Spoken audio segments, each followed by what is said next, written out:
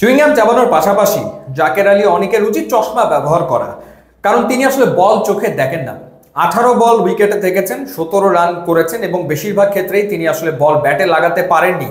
West Indian fast বোলারদের slower delivery গুলোতে অসহায়ের মতো ব্যাট ডানে বামে ঘুরিয়েছেন, কিন্তু কোনোটা কানেক্ট করতে পারেনি এবং বাংলাদেশ দলকে ডুবিয়ে তিনি শেষ পর্যন্ত আউট হয়েছেন। প্রয়োজনের মুহূর্তে ব্যর্থ তিনি। আর শামীম হোসেন পাটোয়ারি তিনি আসলে না ফিনিশার, না মিডল অর্ডার ব্যাটার, না তার ডিফেন্স টেকনিক আছে এবং না তিনি অ্যাটাক করতে পারেন। সবশেষ 10টা ম্যাচে 5টাতে 0, তারপরেও কেন তিনি আসলে একাদশে, সেটাই বিরাট প্রশ্ন। দোষ জাকের আলী অনেক কিংবা শামীম হোসেন পাটোয়ারির না, দোষ আসলে টিম ম্যানেজমেন্টের, যারা তাদেরকে একাদশে রেখেছে। ওয়েস্ট ইন্ডিজের বিপক্ষে জেতা ম্যাচ বাংলাদেশ হেরেছে। ওয়েস্ট ইন্ডিজ আপ্রাণ চেষ্টা করেছে বাংলাদেশকে ম্যাচ জেতানোর। বাংলাদেশের টপ মিডল অর্ডারের 4 জন ব্যাটসম্যান লাইভ পেয়েছে।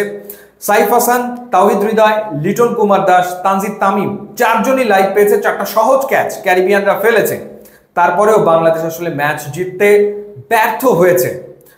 শেষ 10 ওভারে বাংলাদেশের রিকোয়ার্ড রান রেট ছিল 8.5, হাতে আছে 8 উইকেট এবং শেষ 5 ওভারে বাংলাদেশের দরকার 50 রান, হাতে আছে 7 উইকেট। সেই ম্যাচ বাংলাদেশ জিততে পারেনি, সেই ম্যাচ বাংলাদেশ হেরেছে 14 রানে এবং ওয়েস্ট ইন্ডিজের বিপক্ষে টি20 সিরিজ খুইয়েছে। বাংলাদেশের বোলাররা চাইলে একটা আন্দোলন করতে পারে এবং তারা আসলে বিসিবির কাছে দাবি তুলতে পারে যে এই ব্যাটসম্যানদের সাথে, এই ব্যাটারদের সাথে, এই ব্যাটিং লাইন আপের সাথে তারা আসলে ক্রিকেট খেলবে না, কারণ তারা একের পর এক ম্যাচে জয়ের পরিস্থিতি, জয়ের সম্ভাবনা তৈরি করে দেবে এবং সেই সম্ভাবনাকে ধুলোয় মিশিয়ে দেবে বাংলাদেশের ব্যাটাররা, যেন তারা প্রতিজ্ঞাই করেছে। অথচ বোলিংয়ে কি দুর্দান্ত কামব্যাক ছিল। যখন ওয়েস্ট ইন্ডিজ শুরু করেছিল, প্রথম 10 ওভারে 94 রান তুলেছে, 1 উইকেট হারিয়েছে। মনে হচ্ছিল যে আজকে ক্যারিবিয়ানরা 200-র ওপরে রান তুলবে, কিন্তু সেটা তারা করতে পারেনি রিশাদ হোসেন, নাসুম আহমেদ, মুস্তাফিজের দুর্দান্ত বোলিং এর কারণে। 149-এ তারা থেমে গেছে প্রথম 10 ওভারে 94, 1 উইকেটে, অথচ তারা 20 ওভারে করেছে 149, 9 উইকেট হারিয়ে।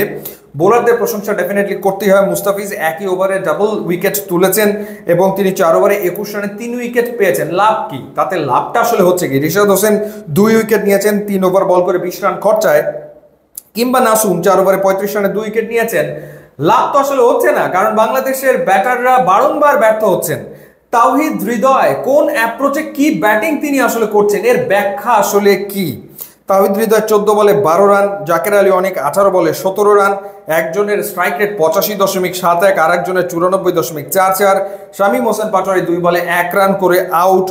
একটা সময় আমার কাছে মনে হচ্ছিল যে রিশাদ হোসেনকে কেন আসলে ওপরে পাঠাচ্ছে না, কিংবা তানজিম সাকিবকে কেন আসলে ওপরে পাঠানো হচ্ছে না। তারা ওপরে আসলে বরং বাংলাদেশের ম্যাচ জেতার সম্ভাবনা অনেকাংশে বেড়ে যায়। তানজিদ তামিম একাই যা রান করেছেন, 48 বলে 61, 3টা 4, 3টা 6 তিনি মেরেছেন। বাট তিনি যখন আউট হয়েছেন সেই সময় আউট হওয়াটা অপরাধ। তার উচিত ছিল ম্যাচটা জিতিয়ে তারপরে আসলে মাঠ ছাড়া, কিন্তু সেটা তিনি করতে ব্যর্থ হয়েছেন। সুতরাং এই পরাজয়ের ব্যর্থতার দায়ভার তানজিদ তামিমকে নিতেই হবে। ক্যারিয়ারের 9ম 50 তিনি করেছেন ঠিকই, বাট দলকে জেতাতে পারেননি। খুবই হতাশার পরিস্থিতি এবং টি20-র ব্যাটিং অর্ডার যে নতুন করে সাজাতে হবে কোনো সন্দেহ এ ব্যাপারে নাই, এবং স্পেশালি মিডল অর্ডারে ডেফিনেটলি নতুন কাউকে না কাউকে প্রয়োজন আসলে পড়বেই, কোনো সন্দেহ নাই। টি20 সিরিজ খুইয়েছে টাইগাররা। ইউটিউব, ইনস্টাগ্রাম লিঙ্ক দেওয়া আছে, আপনারা যোগ দিলে খুবই খুশি হবে। And thanks for watching.